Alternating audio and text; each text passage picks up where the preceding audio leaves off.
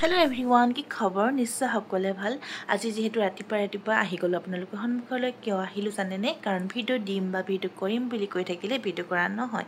ভাবিলোঁ আজি ৰাতিপুৱা আপোনালোকৰ সন্মুখলৈ আহি লওঁ, আৰু যদি ৰাতিপুৱা সময়খিনিত কৰোঁ বা ৰাতিপুৱা সময়খিনিত কৰি লওঁ, তেতিয়াহ'লে দিনটোৰ কাৰণে অকণমান হ'লেও আজৰি হৈ থাকিম ন।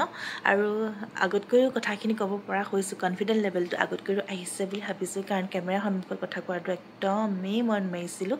আচলতে 2022 চনৰ পৰা মই ফেচবুকত লগত বা ফেচবুক পেজ এটা আছিলে মোৰ, সেই ফেচবুক পেজটো আজি চালোঁ দেই বহুত দিনৰ মূৰত। তেতিয়া মই দেখোন কৈছিলোঁ কথাবোৰ, আজিকালি দেখোন নকৈ একদম নোৱাৰা হৈ গৈছোঁ। সেয়ে ভাবিলোঁ নাই, কোৱাটো আকৌ আৰম্ভ কৰিব লাগিব, হয়নে? কথা ক'বলৈ লাজ কৰিব, ভয় কৰি থাকিব কোনো কথা নাই। যিহেতু যেনেকৈ পাৰোঁ, যেনেকৈ পাৰোঁ কথা ক'বলৈ চেষ্টা কৰিম, আৰু প্ৰেক্টিচ কৰি আছোঁ যিহেতু।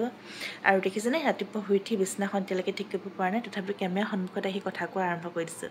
ঠিক আছে, আজিলৈ আহোঁ, আৰু আপোনালোকৰ দিনটো আজি সকলোৱে শুভ হওক, সকলোৱে ভালে থাকক, তাৰ আশালৈ শুভ ৰাতিপুৱা।